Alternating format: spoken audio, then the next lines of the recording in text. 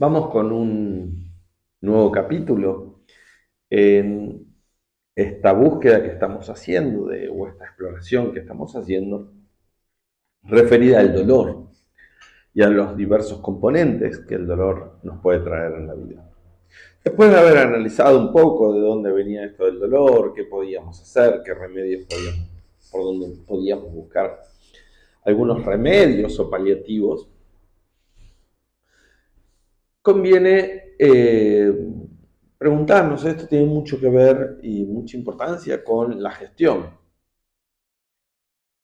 ¿Qué hacemos con el dolor ajeno? ¿Qué hacemos ante el dolor del otro? Eh, en el liderazgo esto es una cuestión de todos los días. ¿Qué hacemos con el colaborador que está sufriendo? ¿Qué hacemos con la persona que nosotros queremos ayudar para que logre algo y esta persona se encuentra atrapada en el dolor? ¿Cómo hacemos para sacarlo? ¿Cómo hacemos para ayudarlo? Se nos genera este movimiento en el cual queremos de algún modo hacer algo. Y ahí es donde tenemos que encontrar, o tenemos que entender, o tenemos que saber cuál es la dimensión real de la intervención que uno debería tener en esta cuestión. Hay un viejo cuento budista de un joven monje que miraba el nacimiento de una mariposa. Y entonces veía la lucha por salir del capullo. Y estaba ahí en la lucha y lo miraba y veía que con las alitas no podía y no podía y no podía. Y empezó a desesperarse, dijo, se va a morir sin poder ver la luz del día. ¿Cómo le puedo ayudar? Y sacó un pequeño cuchillito, hizo un pequeño tajo. Al hacer el pequeño tajo, la ya mariposa pudo romper el capullo y salió. ¿Pero qué pasó? No pudo volar porque sus alas no tenían la fuerza suficiente y cayó de inmediato sin haber podido volar. El monje, al haberla querido ayudar, en realidad la perjudicó, le quitó la experiencia de esa negación que iba a darle la fuerza suficiente para después volar. La naturaleza en eso es sabia. Entonces, la pregunta o la búsqueda es cómo encontrar ese equilibrio, dónde encontrar ese equilibrio entre ayudar y no ayudar. ¿Qué podemos hacer y qué no podemos hacer en esta búsqueda? Pero en esta clasificación estamos dando por asumido que queremos ayudar. No siempre la gente quiere ayudar y no siempre las reacciones frente al dolor tienen que ver con la ayuda. Entonces, vamos a intentar hacer un panorama de cuáles son las posturas en general que encontramos en el mundo con relación al dolor. Y después veremos un poquitito más cuáles serían las posiciones que ayudan. El primer concepto clave a este respecto es el de patos, una palabra griega. Patos significa las afecciones del alma, las pasiones, traduciríamos de una manera un poco literal. ¿Qué sentimos? ¿Qué es lo que nos llega? El dolor, nosotros una de las cosas que vivimos es un patos, es algo que siento, no es algo que incluso cuando vimos la definición hasta médica del dolor, es algo que se siente y es algo hasta psicológicamente, puede ni siquiera haber una causa y nosotros igual decimos que hay dolor. Entonces, ¿qué es el dolor? En algún punto podemos decir que es una suerte de sentimiento, es un patos.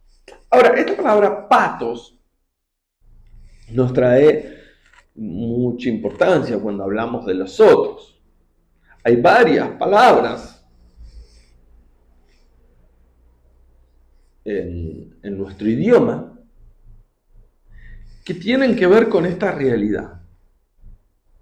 ¿Qué hacemos con el patos del otro? Entonces hay palabras como simpatía. Nosotros decimos que me duele un ojo y por simpatía me duele el otro. Tengo un problema en un ojo y por simpatía tengo el otro. Entonces, simpatía significa una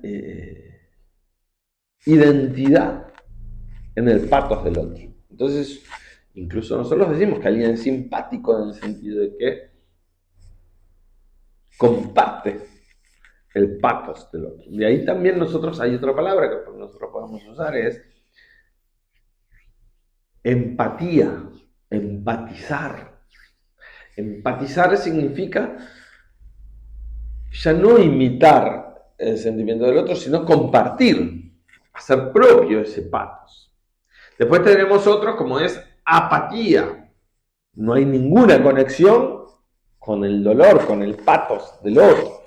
Tenemos también la palabra antipatía. El patos del otro me genera un rechazo, me genera un movimiento negativo. Y así podríamos seguir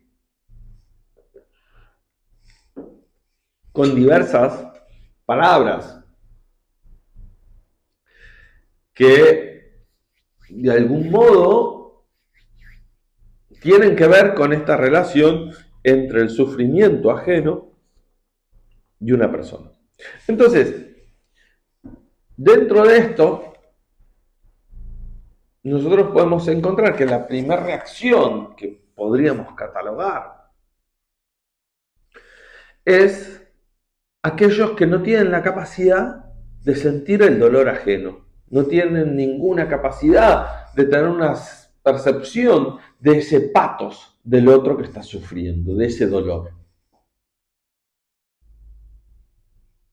Aquellos que tienen esa capacidad de no ver el dolor, vemos dos grandes personajes.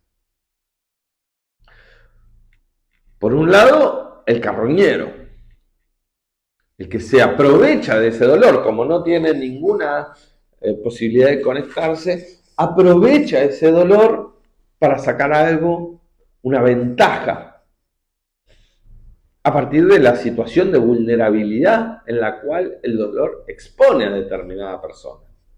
Entonces es el momento en que se utiliza a una persona para sacarle cosas, sacarle información, se la hace hablar, quitarle información que luego se podrá utilizar en contra de esa persona, información de la empresa, información de lo que fuera, ¿no? Entonces el carroñero es el que aprovecha, como las aves de rapiña, aprovechan ese estado de muerte, ese estado de vulnerabilidad en provecho propio. En el ámbito financiero son aquellos quienes aprovechan el estado de vulnerabilidad financiera de una persona para préstamos con intereses estrafalarios, con intereses usurarios. Luego tenemos al indiferente, el que no le pasa nada y no siente nada. Entonces es un poco esos líderes robóticos, líderes de Excel, a mí me gusta verlos como esa gente que piensa que las personas son un número en un formulario de Excel, que bueno, si dijo que iba a hacer esto, lo va a hacer y punto, y vos no sabés si está pasando por un problema familiar, se separó, de un hijo enfermo, un familiar acaba de fallecer. A vos no te importa, vos lo único que te importa es, me dijo que iba a tener esto y entonces a partir de ahí necesito que me dé la respuesta indicada en el momento indicado. Pero no te importa lo que está pasando. Este es el indiferente. El dolor del otro no le importa. El tercero que ya podemos encontrar, ya empieza desde la conexión del patos. Ya hay una conexión con el dolor del otro, ya hay una percepción de ese dolor, hay un grado de empatía, hay un grado de empatos, hay un grado de asimilar ese mismo dolor. Pero hay gente Yo me reconozco en este. Este es mi sector. Que ve ese dolor, pero no se puede quedar quieto. Entonces, inmediatamente, en el mismo momento en que lo recibe, está intentando solucionarlo. Y está proponiendo cosas para salir de ese dolor, que es lo que haría uno con uno mismo, ¿no? Entonces, yo en mi vida tengo un problema, tengo un dolor, intento trabajar en ver qué es lo que está pasando para hacer algo al respecto. Lo que llamamos el líder, no se sabe no salir o no querer sacar al otro del momento en el que está pasando. Es muy bueno en algunas ocasiones, sí. Ayuda mucho en algunas ocasiones, sí. Pero no siempre es lo adecuado. No siempre es lo indicado. Yo mismo lucho contra esta visión. ¿Por qué? Porque muchas veces ante el dolor lo único que hay que hacer es acompañar. Hay que estar en silencio nada más y acompañar y ver desde dónde a uno le dan ese lugar para ayudar. No siempre el que está en el dolor quiere, puede, necesita que lo ayuden. Ahí aparece como otro estereotipo de un otro, es lo que llamé el ángel, que son personas que acompañan en ese dolor, sufren, pero son como vicarios, de algún modo ocupan el lugar del dolor, comparten ese dolor. Son personas que, por eso digo angelicales, porque están ahí, llevan con el otro el dolor.